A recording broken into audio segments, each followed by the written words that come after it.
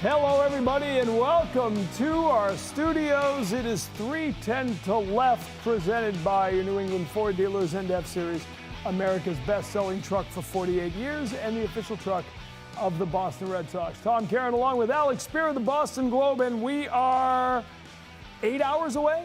Let's say that. Sounds great. 7 hours, 59 minutes, and 40 seconds away from the trade deadline. And the Red Sox have made a move while you may have been sleeping or should have been sleeping or probably weren't sleeping, checking X over and over to see what happened. Major League Baseball, MLB trade rumors, all the important things. Steven Matz is coming, the former Met, coming here now as the Red Sox bolster the bullpen, get a guy who's really good against lefties. Yeah, it's interesting because Matz kind of falls into the same category in some ways as a Justin Wilson, although he does offer the benefit of being someone who can pitch for multiple innings. So being able to go up to 5 outs and throw a ton of strikes, that's interesting to the team, and it gives them a little bit more depth in an area where they didn't necessarily have a ton, right? All of the lefties that they have, really, who they would want to consider for major league help, are already on the big league roster, and so now they're in a position where they can option either Chris Murphy or send Brennan Bernardino down, and then you have a little bit of a security blanket. But this isn't exactly the needle-moving move that I think a lot of people were expecting, where the primary, when you're thinking about raising the ceiling in order to compete for the championship, Steven Matz is a nice complementary piece. He's not necessarily the guy who you would identify as the lead target for the Red Sox to get better as they try to put themselves in position against the rest of the American League. We'll dig into what he does and what he does for the Red Sox in a little bit, but let's take a 30,000 feet look at everything first. Red Sox, per Fangraphs, which I like to go to, 60% probability of making the playoffs. They are holding a wild card spot as we speak. One game back. I mean, they essentially do have the same record as last year. The difference is they were into August by the time they had played 110 games. They were actually on the outside looking into the wild card spot at the trade deadline. And right now with that, I wouldn't call it a comfortable game and a half lead, but the Rangers, Guardians, Royals think of themselves as in this thing, and why not? The Rays, it's been a weird up and down season.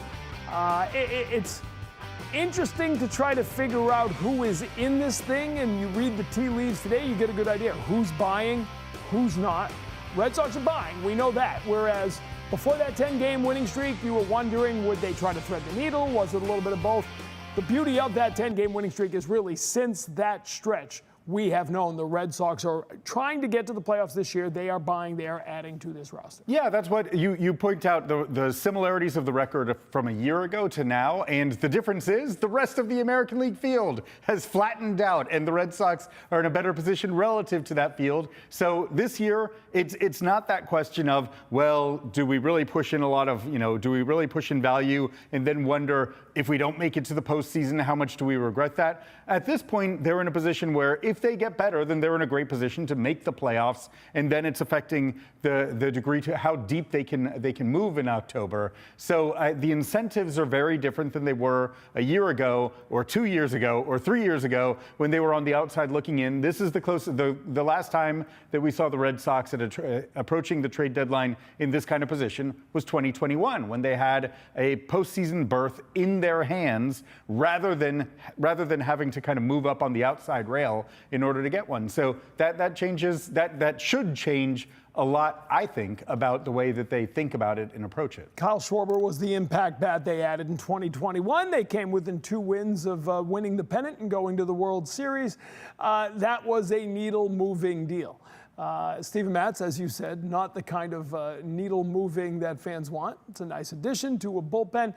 You had nice additions to the bullpen last year. Luis Garcia, Lucas Sims, and I remember sitting here with you and a few others at the trade deadline show saying, okay, they've addressed the bullpen. Good for them. They've gotten better on the margins. Didn't work out. Neither one of them were really able to do much. So the question now is, will there be more today? We came into this thinking the Red Sox need to add to the rotation. They needed another starting pitcher. Do you think they get that today? I would suspect yes. I think that it's been a priority for a long time for them to think about ways of upgrading the rotation, and that amplified once Hunter Dobbins went down, and with the recent struggles of Richard Fitz that led to him being. They don't have a fifth starter right now in the big leagues, right? They're going to be right now piecing things together a little bit on Friday, and that might mean that Kyle Harrison, who was acquired in the Rafi Devers move, gets called up. It might mean a bullpen game. We don't know exactly, or it might mean that the guy who's going to be making that start on Friday is not yet in the organization, but I think it's something they prioritize highly. And the one interesting thing that you do take from last year's trade deadline is, number one, they did at least make moves that were meant to upgrade, even if it was slightly, all of the areas of their obvious deficiency, right? They added relievers. They added James Paxton. That ended up falling apart in terms of its impact because of the season-ending and career-ending injury to James Paxton. But they did get deals done in their areas of need. So they identify a need, they address it under, that was Craig Breslow's first trade deadline. And they also had some buzzer beaters, which I think is also a noteworthy thing. Are you able to get deals done in the last minutes when stuff moves really quickly and crazily? And the answer was, in that instance, yes. So I think that is a relevant precedent to be considering, but that's no guarantee of the magnitude of the deal that they might be able to achieve. Red Sox have an ace. They have Garrett Crochet at the top of the rotation. That's probably the biggest change over the last few years, right? They have a bona fide number one. Right. Bayo and Giolito have done a pretty good job now behind him. Bayo especially is on a nice little run, going 6 or more in 9 of 11 starts, and giving them length and giving them outings. Walker Buehler continues to be an enigma, and it has not gone well. And as you said, they don't even have a number 5. So at this point, when the dust settles at 6:01, or more likely 8 o'clock when we find out what's happened, right? Because things do take a little time. The fax machine jams and all of that, as we know. The question I have for you, Alex Speier, is, do you think they end up getting a number 2, a number 5, a number 6 that will fill in? Without knowing the name, guessing how things are going to transpire over the next 7.5 hours, what do you think the Red Sox get when it's all done for this pitching staff? Straight guess is that they get someone who falls more in the back half of the rotation. I think that the high-end targets for today, look, I don't think Joe Ryan is moving. I think that is a move that the Twins don't feel like they need to make, and I think that they'll set the bar incredibly high in a way that, like, the Red Sox or any other team would have to be giving up present Major League value in order to be able to acquire him. And I don't think that that's a deal that teams that are in the race want to make, because if you're going to give up a lot of value to add someone, you want to have it be just all positive impact for 2025, rather than, well, you offset, you kind of rob Peter to pay Paul, right?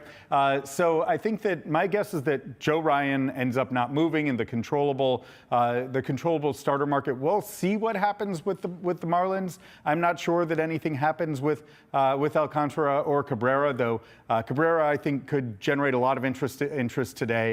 But again, there's a little bit of a wild card element there, right? He's not exactly the most proven guy in the world. Great stuff. Don't know exactly where he slots. He's maybe more of the back half guy. Merrill Kelly and Zach Gallen, one of those two guys, maybe both of them are going to be moving from the Diamondbacks. I think that's pretty clear. The Diamondbacks are very much open for business. And that's a pure rental, so it changes the prices that you're operating in. But that's also a very competitive market. So I think that at the least, the Red Sox, I would be very surprised if they didn't get a guy who's slotted as a back-end guy. You and I were talking off the air about the possibility of the White Sox and whether or not that's a Hauser or whether that's an Aaron Savali. Both of those guys give them more stability in their rotation than what they have now. Again, I'm not sure that gives them someone who would leapfrog Buehler as a playoff starter. Probably not making a playoff start, maybe not even being on the roster, but you got to get there. Yeah. You got to have the innings to get to the playoffs. Right. And assuming all these teams we showed in the wild card race, most of them have been adding over the last 24 hours and probably will add before it's all said and done.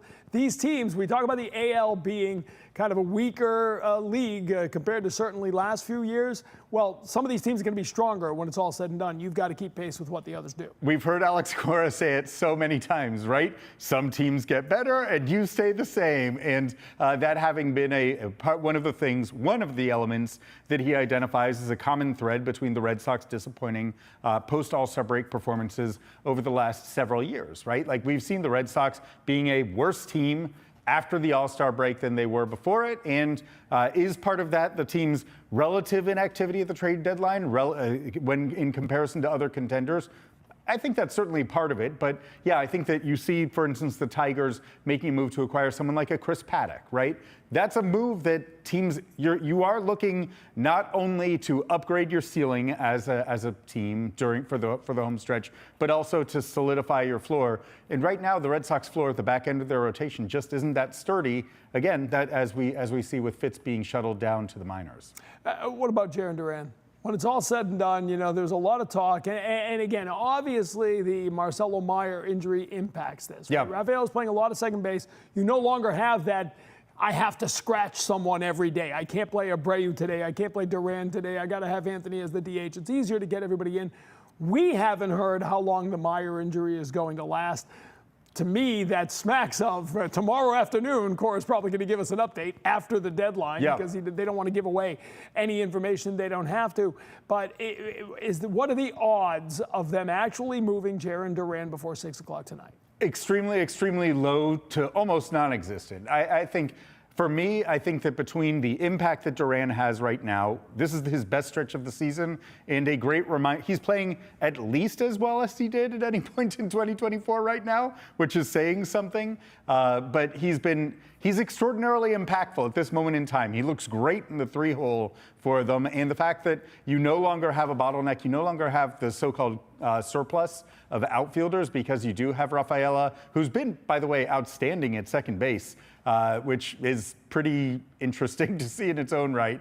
I think that makes the likelihood pretty low. Plus, I do think that there are very real clubhouse considerations where they made the Rafael Devers trade in no small part because of clubhouse considerations and because they wanted to establish what they prioritized as a culture with Anthony and Meyer finding their way in the big leagues. Well, the opposite end of the spectrum is Jarren Duran is kind of a mentor to Roman Anthony. He's a guy who's been held up as the paragon of how you want Red Sox players to play, as all of those guys have been coming through the minors over the last several years. He is very well liked in that clubhouse. I think that you would be causing a pretty interesting cultural problem with the Red Sox if you were to consider dealing him. For me, there's a time when you discuss an outfield trade, and that's the offseason. I don't think that it's right now. Yeah, the question about whether he'll be here tomorrow is very different than the question whether he'll be here opening day next year, right? You figure all that out. But it would be tough right now, especially with the Meyer injury, however long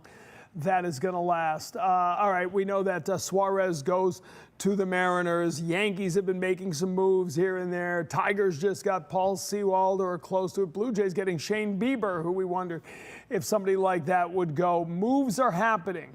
Where do the Red Sox fit in with that right now? Did the American League just get better, or is that not better enough yet? Seattle's interesting to me now, yeah. Suarez. That's a big bat to add to that line. Suarez on top of Naylor, right? Like, because those were both guys who I thought represented interesting possible upgrades for the Red Sox, given that their first base production has not been great for a while now, and especially against right-handed hitters, or right-handed pitchers. But I think that both of those guys give the Mariners a very different offensive look. When you're thinking about a lineup that features those two guys, Naylor as well as Suarez, as well as Julio, as well as Big Dumper, that, on top of the starting pitching that they have, that's a team that has a chance to really make a very interesting run. So this is, again, the kind of flatness of the American League landscape. Improvements give you really give you an opportunity to turbocharge. Starting pitching that's getting healthier in Seattle too, which has not probably been as good as we would have thought, but could very well be by the end of all this. All right, we're going to take a break. There's been a lot of talk about what Pittsburgh is doing and not doing. Mitch Keller's a name that the Red Sox have been linked to. We're going to check in with the Pirates. Mike McKenry from SNP Pittsburgh going to join us to talk about that as we continue. 3:10 to left is presented by your New England Ford dealers, who've been taking everyone out to the ball game at Fenway Park for decades. Catch Ford next time you're at Fenway, including in the Ford Clubhouse, a full-service bar perfect for bringing your lineup together and for recording our live edition of 3:10 to left. It's all brought to you by your New England Ford dealers and F-Series, America's best-selling trucks for 48 years and the official truck of the Boston Red Sox.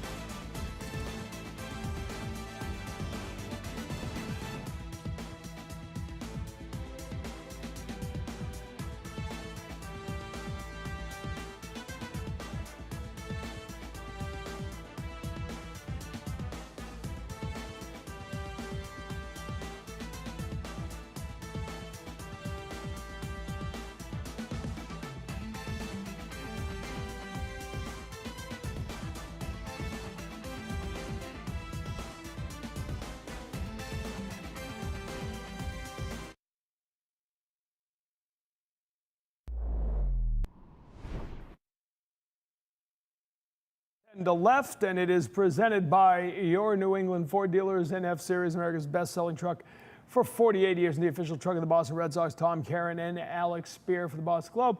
Back with you as we are closing in on the trade deadline. 7 hours and 43 minutes, some odd seconds. We need the old, remember 24? Oh, yeah. The show 24. That was the perfect countdown. And should always at least just have the toot, toot, right. toot, toot. You should have it in the background. Yeah. Whatever is airing on NESN the rest of the day. At all times. All times. All right. Been a lot of talk of the Pittsburgh Pirates, and rightfully so. Probably anybody doing a show like this with any team contending right now probably has interest in what the Pittsburgh Pirates are up to, because much like the Minnesota Twins, there are a lot of pieces on that team that could help the Pirates rebuild. So joining us to talk about it from S&P Pittsburgh, Michael McKenry is with us. Mike, thanks for joining us today. Absolutely, and I agree with you. I would love the 24 clock going on about right now. I think it's a perfect scenario for what all this entails. Right, just going off in the background. We should all have it in our offices right now. Listen, I mean, you were actually with the Red Sox for 2011, right? You came here, then you went to Pittsburgh, so you know what the craziness here is like. And on a trade deadline, when you're holding on to a playoff spot, a wild card spot right now, you know how insane it is. So the Red Sox and their fans want help. Mitch Keller is a name that a lot of people have thrown around over the last few weeks in a lot of different cities, including Boston. Been reports that he's probably not available as you get to the deadline. What's going on in Pittsburgh? What do you hear, especially about Keller?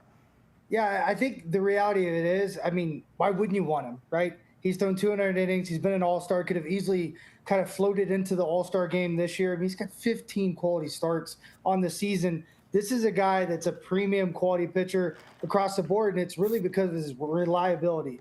Maybe the stuff doesn't show as much as the top tier pitchers, but every single year over, especially the last 3 or 4 years, this guy's been in the top 25 in a lot of different categories, but he's just so reliable. He makes start after start. You're probably going to get 5 innings. He had one of his worst starts last time out, and he's still celebrating his team and the team win. The one thing about Mitch Keller is we don't have a replacement. And if you look at our team right now, we are completely built on pitching and defense. We've not had a good season, but there's a really good chance with a couple pieces here and there and a couple guys just doing what they're capable of going into next year, we could be very good.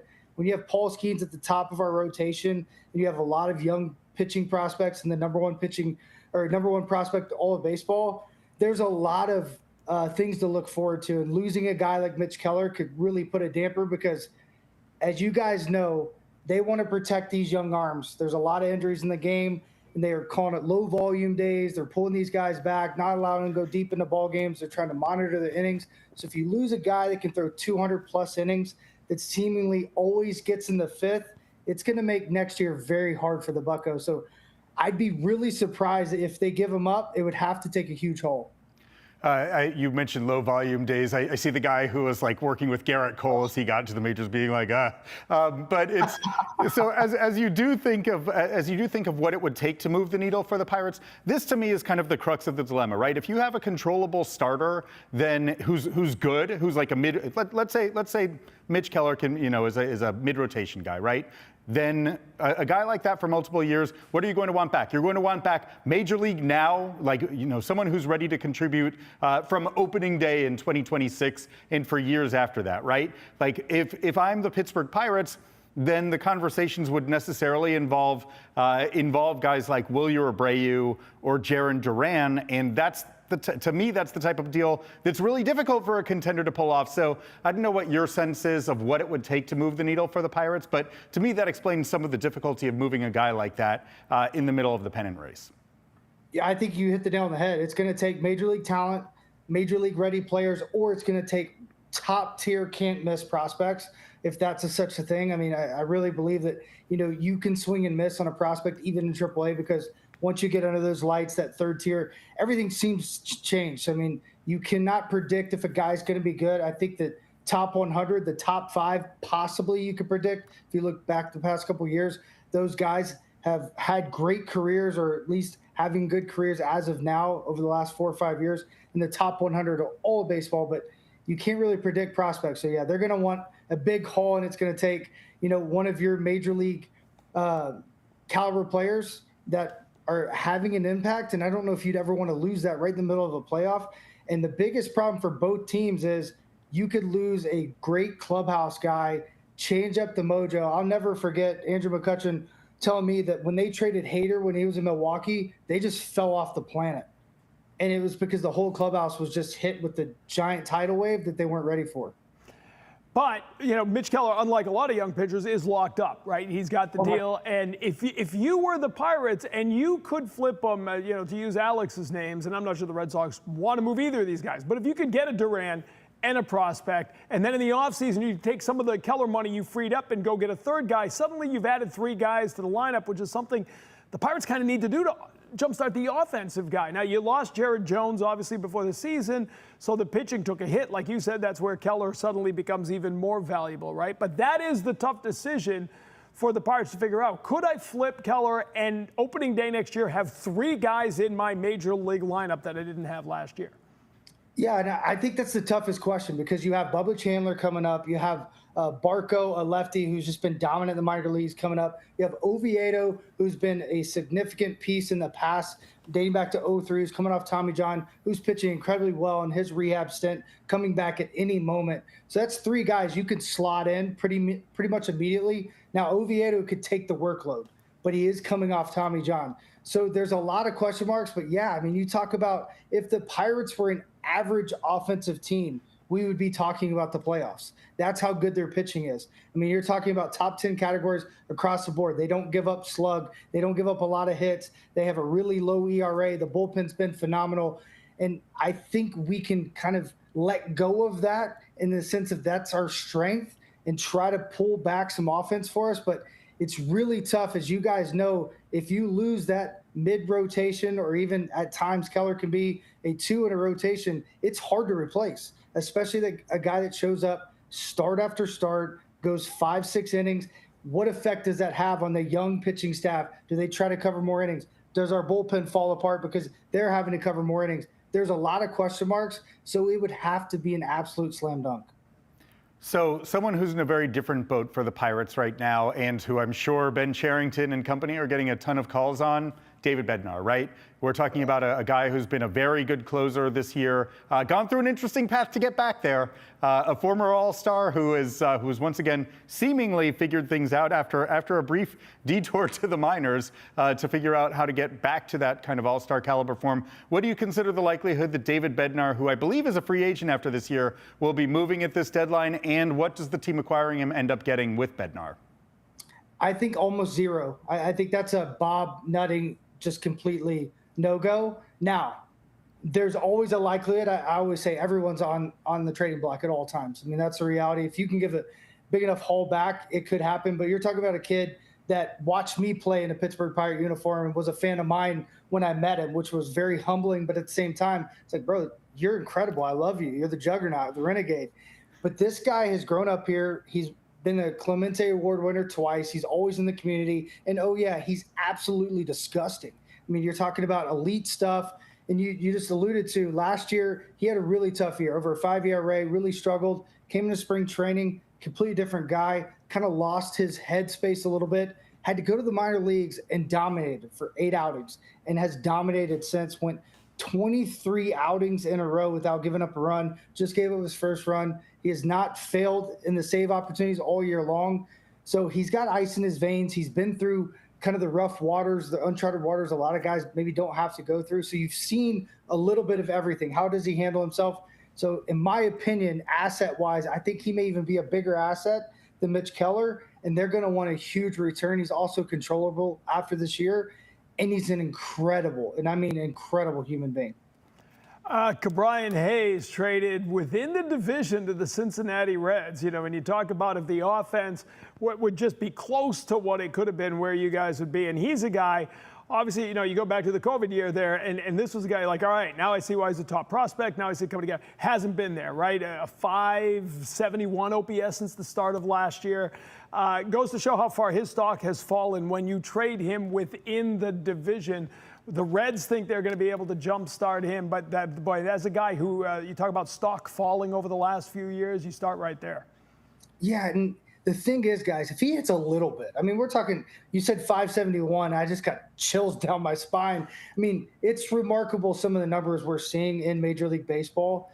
I feel like I would have never been able to walk to the plate with some of these numbers. I mean, it's crazy, but that's a whole other story. With Key Bryan, he's so elite defensively. And I mean elite. I've never really seen anything like it. I played with Nolan Arenado for 3 years, and Key Bryan makes everything look easy. So if you get a little bit out of his bat, which I assume you guys agree with, is well over that 579 OPS. But walking into Cincinnati, winning environment, whatever's been going on over the last couple of years with Pittsburgh, he's had trouble kind of getting going. I mean, obviously we've had the back, but he's obviously healthy because the defense is off the charts. He's when you talk about defensive runs saved, his outs above average, he is remarkably higher than anybody in baseball, including last year's Gold Glover Matt Chapman. So I think going into Cincinnati, he's going to do just fine because you go to a smaller park, better hitter's park. He's still going to have the defense. So OPS is naturally going to go up. He's going to go into that winning environment. I really believe they won in almost every way here. But at the same time, you guys alluded to it, it opens up our books. I think we're going to flip the Roger brother at any moment and have that $10 million to utilize on maybe an offensive player in the offseason. And we do have another Gold Glover in the minor leagues, and Jared Triolo, who could step right in. He's not Key Bryan, but he's really close. Yeah, I think that your point about park effects is pretty huge, right? You're going from PNC, which is one of the most offense-suppressing environments in baseball, to one of the absolute havens in the sport in Cincinnati. That's one of the only places where you can, where as a right-handed hitter, you can hit the ball in any direction, and it's just going to fly. So how much pressure is Ben Cherington under right now? This has been. Yeah, I feel like the Pirates were expected to take a step forward this year, built around the pitching, of course, and then the Jones injury set everything back a little bit, and then the lack of offense really led everything to just spiral. But how much do you expect the Pirates to be active at this deadline, and and kind of what are the mandates that they're operating under? I think they should be very active. And going to Ben Cherington, I think he's under a microscope. A lot of people were wondering, was he going to get the opportunity to be a part of the draft? Yes, he was. Is he going to make it through the trade deadline? Obviously, he probably is. But when they fired Derek Shelton, they gave Donnie the reins, and there's been a different vibe. I think it's more communication than anything. Donnie was a bench player. He kind of floated around throughout his career, and I think that gives him an advantage to be able to talk to these players in a different way. Our bullpen's been much better. Our fundamentals have been off the charts good. Just the average defense across the board, if you just look at just the typical standard defensive stats, we've been outstanding. So there's a lot to like and a lot of good there. And I know that's more of a Bob thing with Don Kelly, because he believed in Don Kelly. He's known Don Kelly for a long time. So I think Nutting's very involved. And, for some organizations, that may be a good thing. I think for the Pirates, it maybe not the best thing, because if he's super involved, that means he's not focused on just running the team. He's focused on the field. You never really want that with the owners, at least too much. I know some of them absolutely adore being a part of every decision. Bob likes to trust or entrust his staff to do what they need to do. And the fact he's really involved is not a good sign for Cherington, but it's a really good sign for Pittsburgh, because it means he's growing, he's learning the game differently. It's always evolving, and I think it's really good when he gets involved, because he signed Brian Reynolds in 5 minutes. He signed Mitch Keller in about 7 minutes as soon as that door closed. So he's a guy that loves the city, and I think he gets a bad rap. And I hope whatever happens with Ben Cherington, he trusts what the city's telling him, what his little council tells him, and we can move forward, because we have a lot of talent right now, especially on that pitching side, to move forward real fast. All right, let's wrap it up by going back where we began. When it's all said and done, if you were going to stake the odds today that they move Mitch Keller, what are the chances they move him before the deadline? I would say about 3%, if I had to take a guess. I feel like that's kind of fallen as we've gone, because you don't have to rush it, right? He can go into the offseason and possibly trade him, and I think his value could possibly be higher, but we'll see. I've been surprised before. Yeah. That's when we queue up so you're saying there's a chance. Exactly. Mike, we appreciate the visit. Great to catch up. Thanks for joining us. Yeah, I appreciate you guys. Take care. Thanks, Mike McKenry, who does great work on S&P Pittsburgh, the Fort, joining us down in Pittsburgh. We'll take a break, come back with more. 3:10 to left continues after this.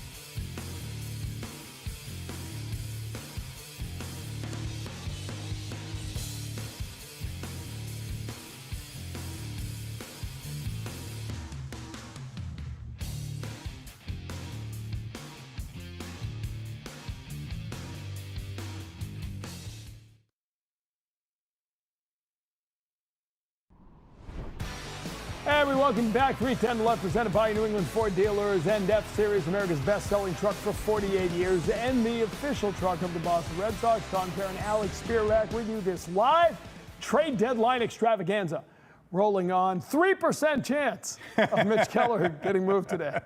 That was a guy who was a big name. I mean, that's kind of how these. I think that we're getting to the crux of an issue with the controllable pitchers, though, right?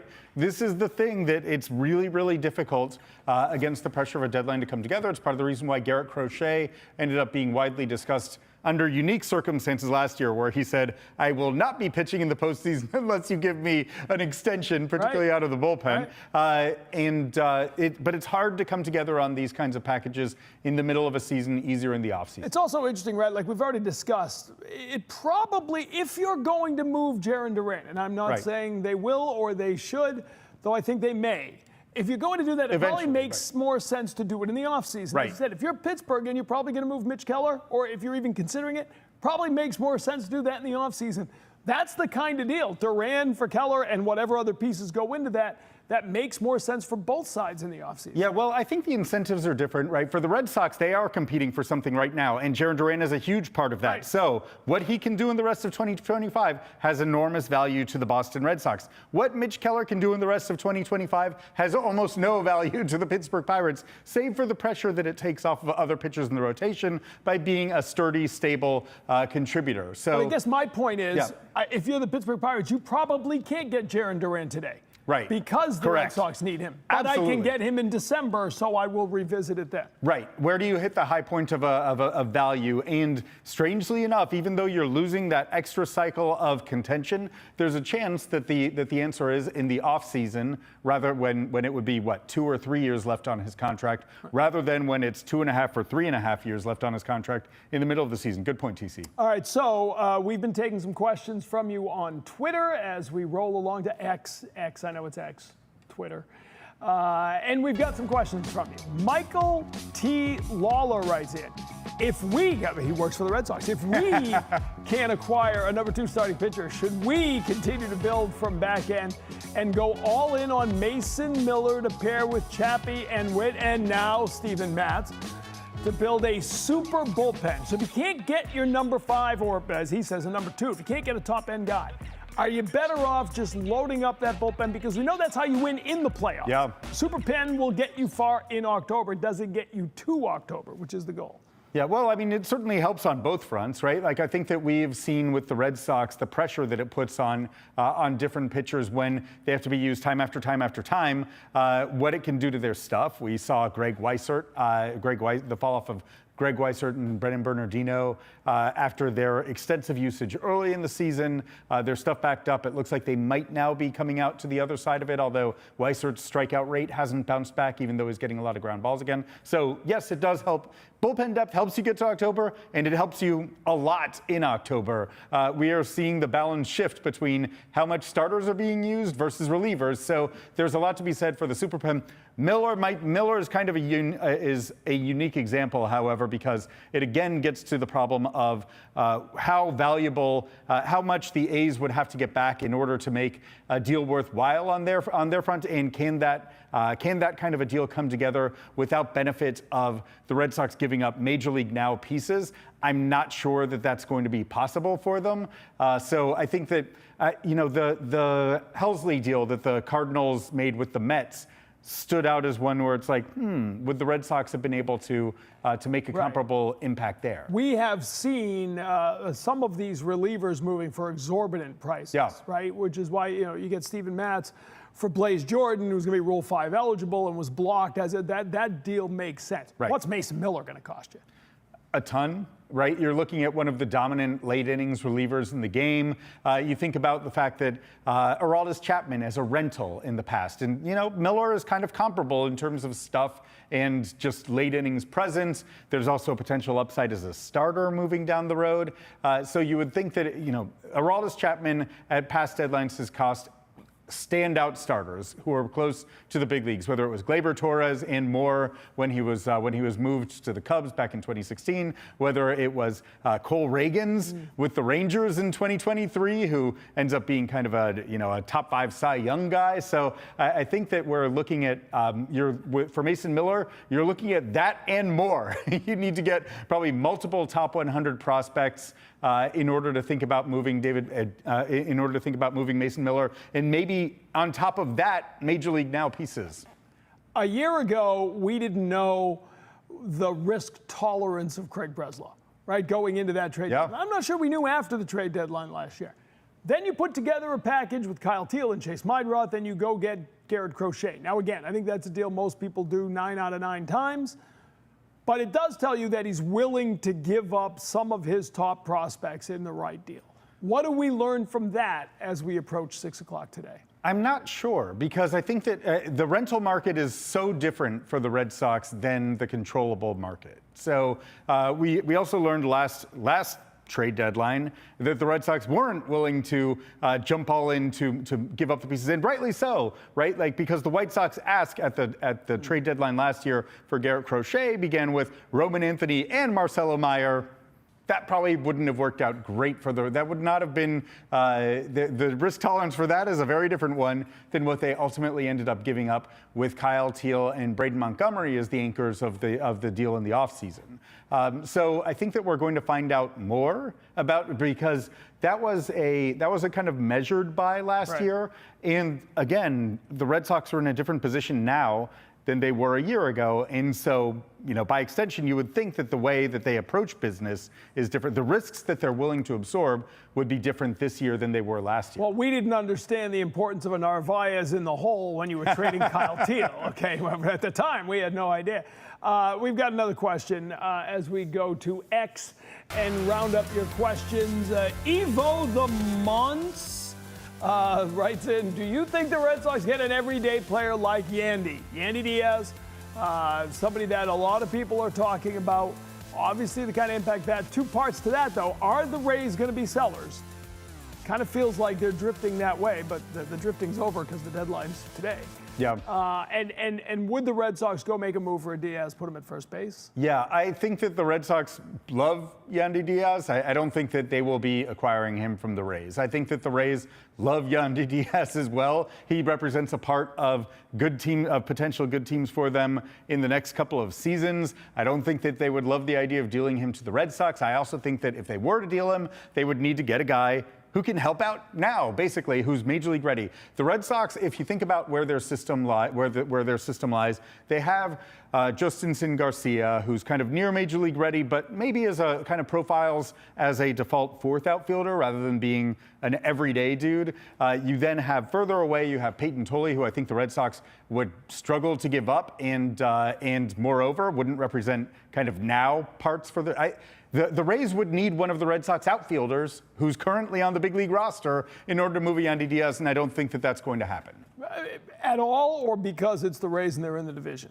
I think that, frankly, I don't think that they move Yandy at all, but I think that even if they do... No, I'm saying the Red Sox, you said they would not move one of their outfielders. Oh. You're saying they're not going to move an outfielder today, or they wouldn't want to move him to the Rays? I think that they wouldn't. I think that they won't move an outfielder, period. All right, and that's so again. I think as soon as you sort of take Duran off the table, and Abreu, we should also Abreu, fair enough. Because I think that there was an argument that the Rays would have rather had Abreu, at least as of a couple of weeks ago. And I think before the season, all the talk was the Red Sox are going to trade Abreu eventually, right? That's the guy who gets moved. But the bat has, joined the Gold Glove caliber outfield.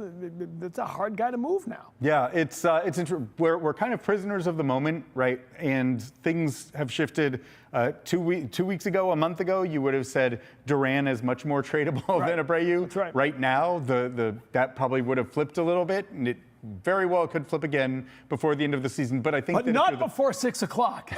I mean, it would be stunning if something happened this afternoon. If on an off day, they were able to You find out he had this incredible spots. workout today. And just, I got to go get that guy. It is interesting because once you do that, then I think you almost automatically lower your expectations from a number 2 starter to a number 5 starter, right? Now you're talking about working at the margins, getting a guy who can give you innings and give you starts, and that's going to be really important. but doing it for prospects, that aren't going to completely flip the apple cart. Yeah, I think that that's a really good point. Now, the one exception is if you have a team that's timetable to compete is much further into the distance, then you can have conversations that would feature Franklin Arias, who is a shortstop for the Red Sox. Looks like he has a very good chance to be an everyday shortstop in the big leagues. At least average based on, good defense, good bat-to-ball skills. Uncertain is how much power he's going to develop. If a team is willing to do a mid-rotation starter, let's say the Marlins see a time horizon for winning that's a couple years down the road, then could Franklin Arias end up anchoring a package for someone like an Edward Cabrera? Or how much could he get them involved on a Sandy Alcantara? I am not sure what the answer is on that, but that's the way that the Red Sox could access higher end talent than just a back end starter. I think the back end starter is the most likely. And it is interesting that the Marlins winning a little bit, that doesn't mean they're going to win the World Series this year, but it does probably close that timetable. It's not 2 years down the road anymore. Right. Maybe it's next year if you're Florida. And then now you want higher minor league guys. Right, which Justinson Garcia is an interesting one because we're talking about all of this Red Sox potential logjam in the outfield. Well, where does that leave Justinson Garcia and his path to the big leagues? So he becomes an interesting trade chip, a guy who in some rankings has entered the top 100 conversation. So that is a path to being able to consummate potentially a deal, but it all depends on how highly those guys are valued. All right, we've got about 15, 16 minutes left in this show, 7 hours and that many minutes left before the trade deadline. We are here keeping you coverage throughout the day on this. And when we come back, former Red Sox and Orioles general manager Dan Duquette going to join us, take us inside the mind of the war room as we close in on the MLB Trade Deadline 2025 here on 310 to Left. 310 to Left is presented by your New England Ford dealers who've been taking everyone out to the ball game at Fenway Park for decades. Catch Ford next time you're at Fenway, including in the Ford Clubhouse, a full-service bar perfect for bringing your lineup together and for recording our live edition of 310 to Left. It's all brought to you by your New England Ford dealers and F-Series, America's best-selling trucks for 48 years and the official truck of the Boston Red Sox.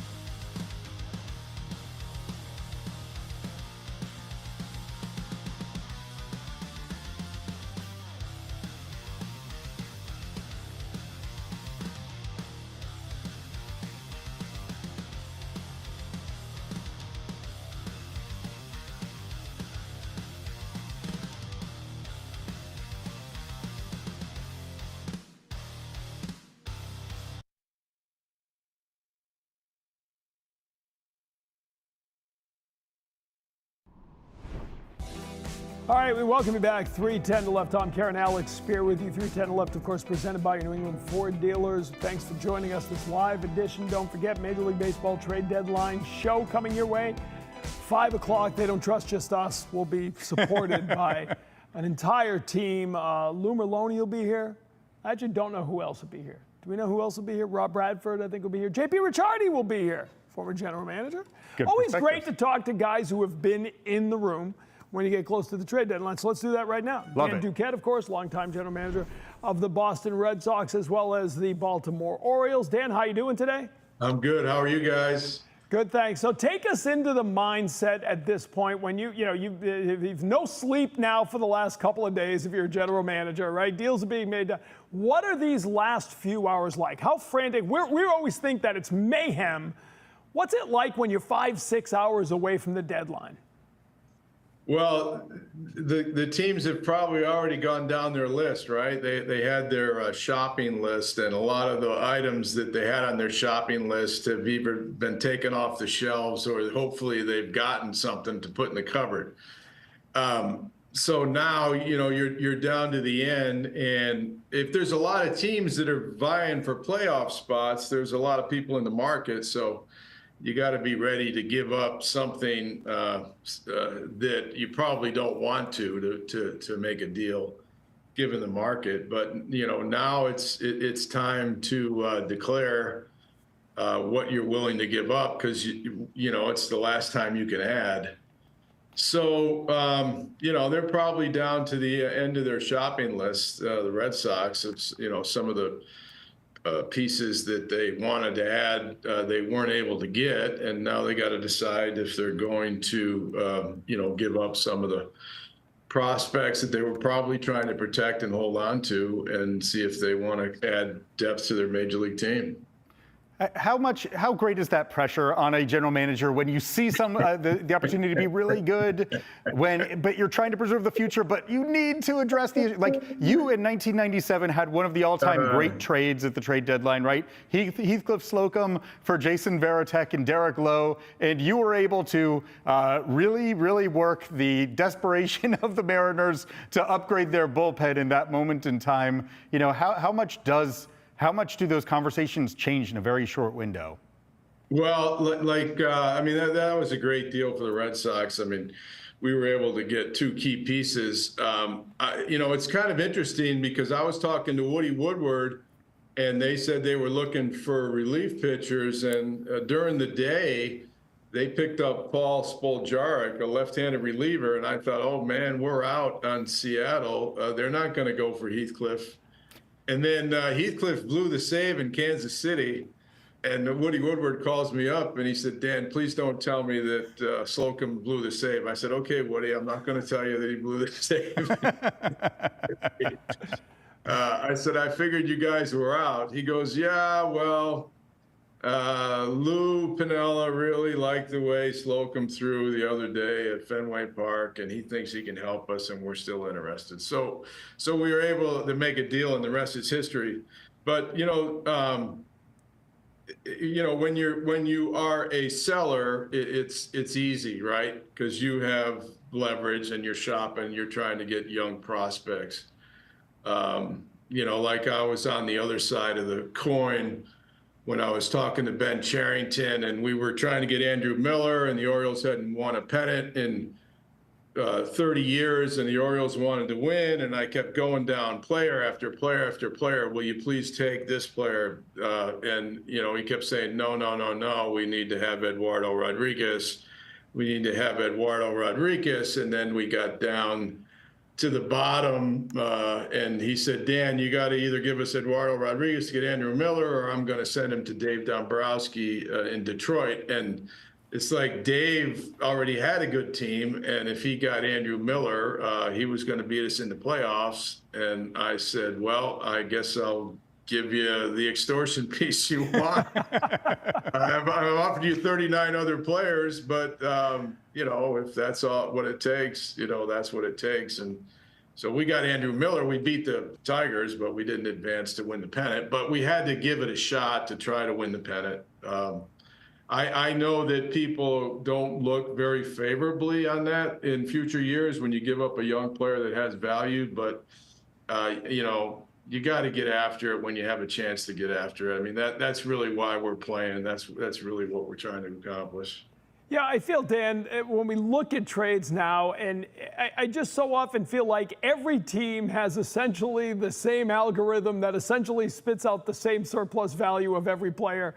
So deals don't get done because it's hard to win a deal when you all value players pretty much the same. How much of that did you see, especially the second go round in Baltimore? Like, how different is it now? Because you can't just, like you did, run through 40 guys and say, eventually you're going to take one of these guys, because it all has to go through, you know, what the algorithm says the players are worth ultimately down the road. Is it tougher because of that? Because everyone's kind of valuing guys almost the same now.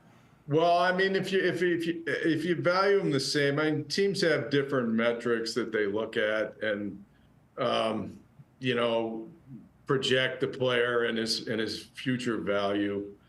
I think it's easy to make a deal when you understand how the other side values the player, because you know how you value the player, and you should know more about the player that you are trading than the one you're getting back, because you have had the opportunity to live with that player. So you know more about their personal habits, you know, their work habits, their families, and what makes them tick. So you should have a little bit more knowledge. And then if you understand how the other team values players, you know, you should be able to make the deal. Or as Whitey Herzog says, I can give you a list of players, and if there's somebody on there that you like and I don't, we can make a deal. Well, you know what? It's interesting, right? Like the deal today, Blaze Jordan goes to St. Louis, where Chaim Bloom is. Chaim Bloom drafted Blaze Jordan. You know, so often you see those deals, right? Because a guy moves to another front office, he's got familiarity with the player. Yeah, that makes it easy to make a deal. And, you know, at this time of year, you know, it's the only time that you can add players without getting somebody else's permission. You know, you got to try to add as much depth as you can to your organization, because you have 2 more months to play to get to the playoffs. And then if you're in the playoffs, you have another month to play, and you don't know what kind of injuries you're going to have or what your personnel needs are going to be on the team. But the idea is to get as many assets as you can and stockpile them for the stretch run, right? And then, you know, just pray that you can keep them healthy down the stretch. And, you know, that's when the magic happens. That's when you can accomplish what you're trying to accomplish. Well, it's just nice to have a stretch run back in Boston. We know that much. Dan, it's great to see you. Great to catch up. Thanks for joining us. We appreciate it. Yeah, thanks a lot, guys. Good luck. Thanks so much, Dan. Dan Duquette with us, did such a great job with the Red Sox and you know, rebuilding the Orioles, right? I mean, got them back in 2012. And you know, that's a whole different era. 15 years, a lifetime in the way front office works. So he's seen the old school and the new school. Yeah, that was a really interesting period in Baltimore, where it kind of revived baseball in that city in a way that it had been dormant for 15 years. That Dan Duquette, Buck Showalter era, because they were pushing it on the now, right? Like they were being very intentional about trying to about recognizing the opportunity that was in front of them and trying to take advantage of it.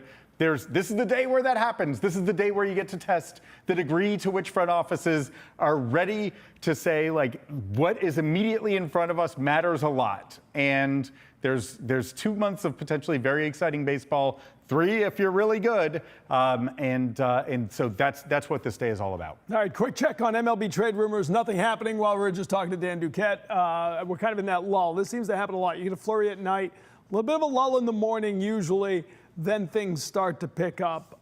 We come back 5 o'clock tonight. Yes. Don't go anywhere. Okay. We need you here. He's anchored down here at NESN. Make sure you join us 5 o'clock tonight. Craig Breslow will address the media when it's all said and over. We'll bring that for you live as well. So whatever the Red Sox do today, you'll find out about it right here on NESN. Stay with us all day long as we bring you up to the 6 p.m. Major League Baseball trade deadline. For Alex Speier and everyone here at NESN behind the scenes, I'm Tom Caron. Thanks for watching 310 to Left, presented by New England Ford Dealers and F-Series, America's best-selling truck for 48 years and the official truck of the Boston Red Sox. See you tonight at 5.